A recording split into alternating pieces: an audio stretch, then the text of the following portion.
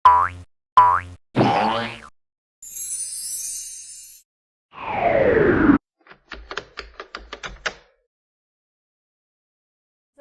warahmatullahi wabarakatuh. Saya Fatihah. Dan saya Miria. Welcome back to second series of Podbox, dibawakan khas oleh Kelab Penyiaran dan Penerbitan. Yay. Okay, so today tajuk yang kami akan bawa adalah tentang self-love. Okay, apa yang Miria faham tentang self-love? Bagi Mira lah kan, self-love ni ialah appreciation untuk diri kita sendiri, di mana kita appreciate little things, apa yang kita ada and apa yang kita dah lakukan, daripada kita blame ourselves from doing yang tak suka, benda-benda yang kita tak suka tu. So dalam erti kata lain, mestilah kita pernah buat appreciation post dekat member kita kan, through Instagram ke, Twitter ke. So macam dalam appreciation post tu kita macam describe dengan apa, dia cantik, dia baik, dia sama juga macam self love, tapi self love ni kita buat untuk diri kita sendiri. Betul. Dan kalau kita tengok lately ni among youngsters, kenapa makin banyak kes-kes depression ataupun suicide? Salah satu sebab kalau kita kaji balik is diorang kurangnya sifat self love tu sendiri. Betul? Okay, so kita hari ni akan bincangkan 10 tips tentang how kita boleh Practice our self love in our daily life. Okay. Yes. So first, kita kena start tell ourselves yang benda-benda positif. Contohnya lah kan, kita bangun je daripada tidur, kita baca doa bangun tidur lah kan. Lepas tu kita tengok cermin and then kita cakap kat cermin tu, kita cakap kat diri kita lah kan. You're gorgeous, you're beautiful, handsome, pretty, as the way you are. Macam tu. Maybe kita rasa macam penting ke kan benda ni kan, sebab kecil je kan cara benda tu kan. Tapi sebenarnya dia memberi impak yang besar. Sebab kita start day kita dengan something yang positif. So of course, kita punya hari tu akan penuh dengan positivity. kan? Dia macam seolah kita bangun daripada tidur, lepas tu aku main character from my own life, something like that. Okay, second, apa dia Mira? So untuk second tips pula, Mira rasa don't believe everything that you think. Contohnya lah, kalau anda semua pernah join Di Hati, Eden Ramli once said that kita jangan cepat percaya dengan apa yang kita fikirkan. Contohlah kan, result exam. Kita dah habis keluar dewan tu kan, kita rasa macam aku rasa result aku teruk lah.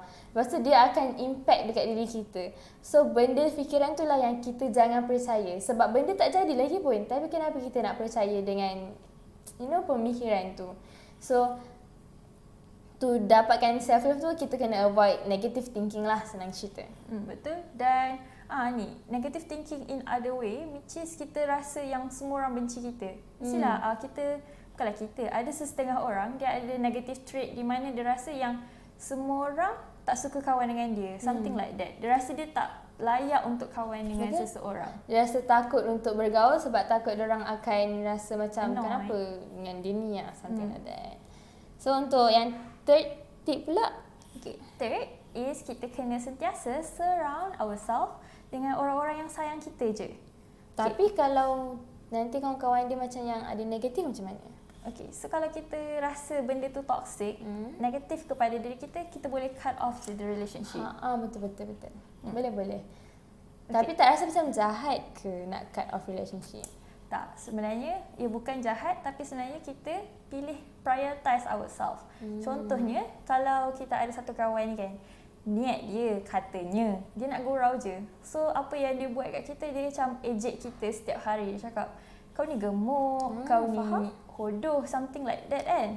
Dan kita macam depan ni kita gelak lah. Tapi sebenarnya kita terasa kan, kita dan benda tu sebenarnya memakan diri. Kalaulah kita still lagi macam keep on ada relationship dengan kawan kita yang bagi negative vibe, bagi toxic kat kita tu, patutnya kita akan rasa sedih, kita akan rasa macam moody, dan kadang-kadang benda tu akan effect lah kita punya seharian. Kita mungkin akan percaya dengan apa yang dia cakap. And maybe dia boleh jadi bagi long effect lah dekat diri kita. Betul. So apa kita boleh buat is kita cut je kalau kita rasa benda tu toxic kepada kita. Biasa kalau jahat sangat, just take the relationship slow down lah. Macam jangan terlalu rapat sangat dengan dia. Okay, so for next tip pula, Mira perasan kan, kita duduk dekat dunia ni lah kan. Betul. Kita suka sangat compare diri kita dengan orang lain. Lagi-lagi kita masuk PASM ni, betul tak? Tapi Mira rasa, bila dah masuk uni life ni, kita boleh ada rasa comparison tu, tapi kita jangan compare kita dengan orang lain. Tapi kita kena compare diri kita dengan our past. Contohnya, dulu aku macam ni, tapi sekarang aku dah berubah untuk jadi macam ni. Dulu aku study lambat last minute, tapi sekarang aku study awal, dah dapat siap tutor awal. Tapi janganlah kita, bandingkan diri kita dengan orang lain. Aku punya result macam ni, dia punya result macam ni. Maybe dia punya result macam tu, bagi dia tak cukup. Bagi kita, result kita macam ni cukup. So macam, different people, different perspective. So kita tak boleh compare diri kita dengan orang lain. Sebab at the end of the day, PAS ni bukan ada keluarkan, ranking siapa paling top, siapa paling lowest. Betul. So kalau ada pun lah, tak semestinya orang paling atas tu akan terima kejayaan, betul tak? Betul. Tak semestinya orang yang ranking first akan jadi maybe Perdana Menteri, tak semestinya kan.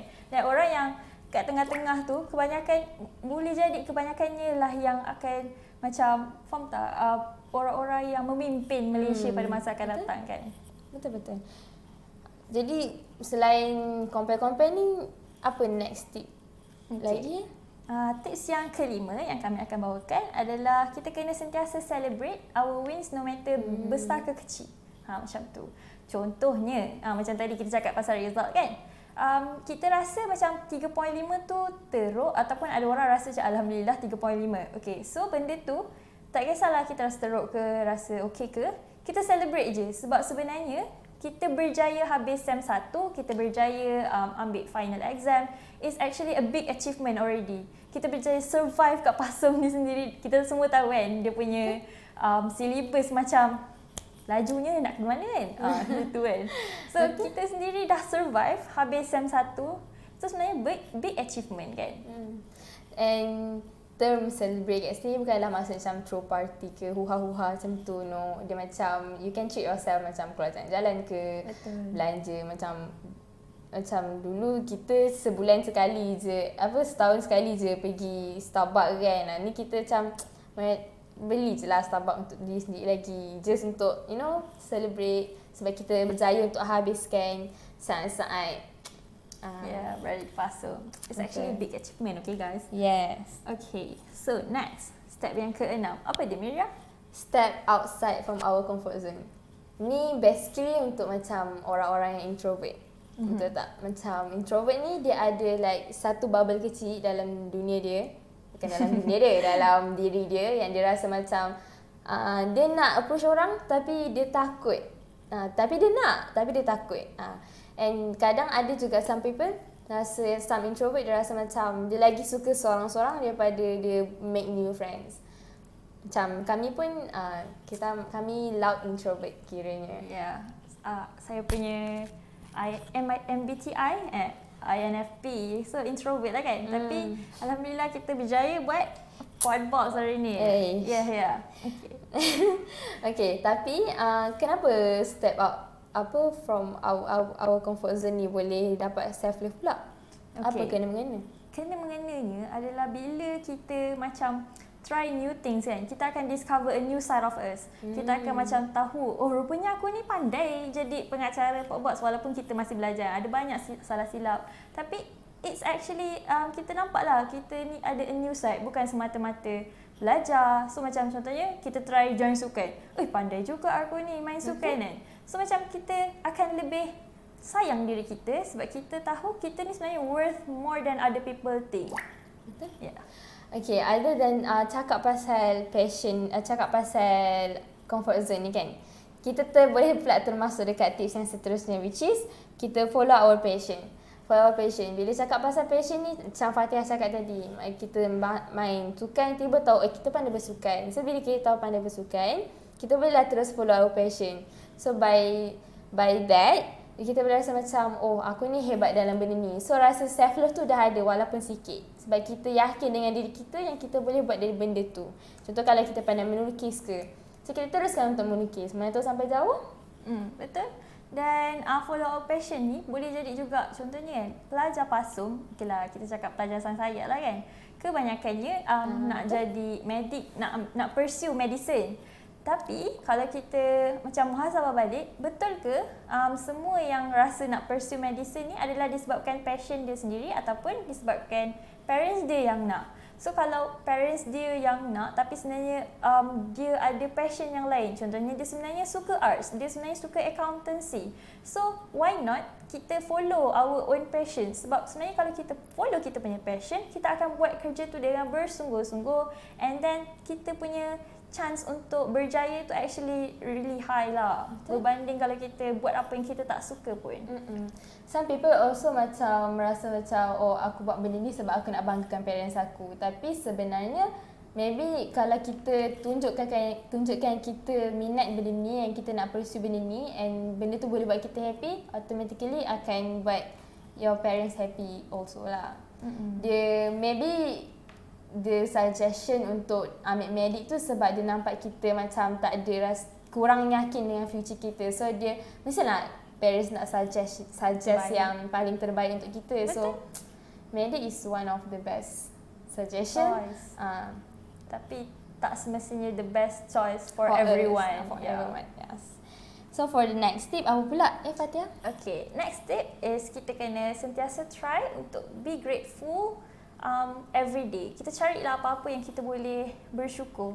Sebab Allah kata kan, kalau kita bersyukur, Allah akan tambah kan. So macam contohnya, kalau kita having a very bad day, apa yang nak buat as an example, kalau dia pergi datang lecture face to face tapi dia tak faham apa-apa kan. So kadang-kadang orang rasa macam, kenapa aku boleh tak faham orang lain faham je, rasa macam down kan, something like that. Tapi kita try untuk cari apa bright side of that thing.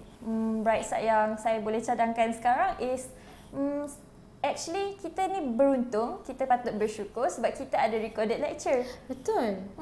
Sebab kalau orang yang macam past batch, diorang tak kalau tak faham time tu, diorang kena pergi library, kena tanya lecturer, and it's actually susah lah sebab diorang nak catch up kan, sebab dia tak tahu apa konteks yang lecturer tekankan. Tapi kalau macam kita sekarang, kita tak faham, kita buka balik MS Team kita, and then kita boleh tengok je recorded lecture.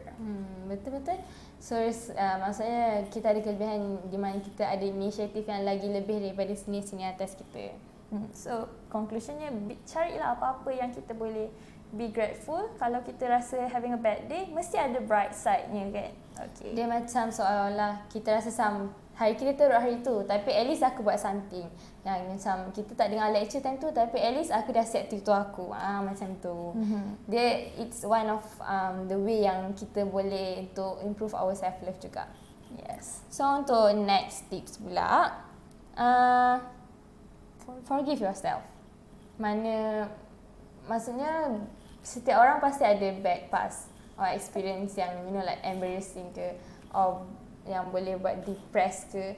Tapi bila cakap pasal past ni, kita kena move on sebab kita tak boleh control nature thing kan. Kita tak boleh control our past, tak boleh control our future. Kita live in present. So apa yang kita kena buat, just adapt, move on, lepas tu kita improve to be a better person, a better version of ourselves. And bila cakap pasal forgive ourselves ni, sebab remaja kalau buat salah mesti nak blame kan, mesti nak terus last solution suicide. Wallahu alam, tapi na'udzubillah. Tapi macam tu lah. Tapi sebenarnya kita kena maafkan diri kita. People make mistake. Yes. People tend to make mistake, so it's okay. It's always okay.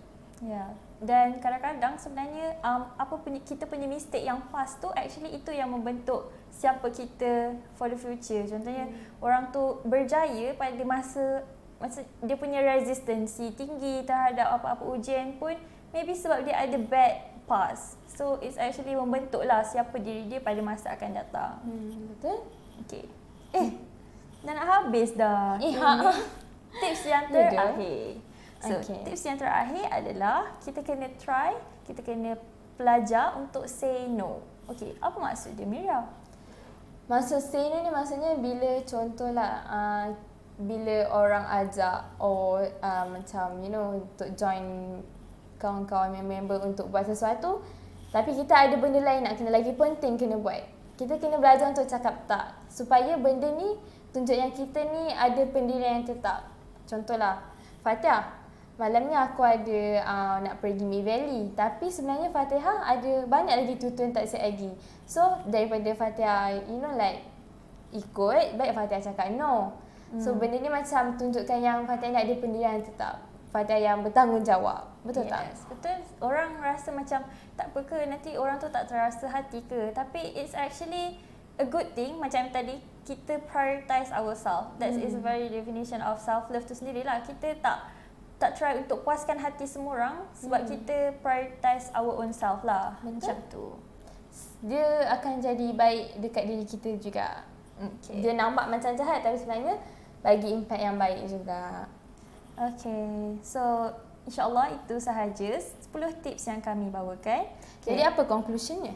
Okay, conclusionnya adalah kita kena sedar yang sebenarnya kita semua ni special in our own way. So kita kena try untuk self-love, kita kena love our own self.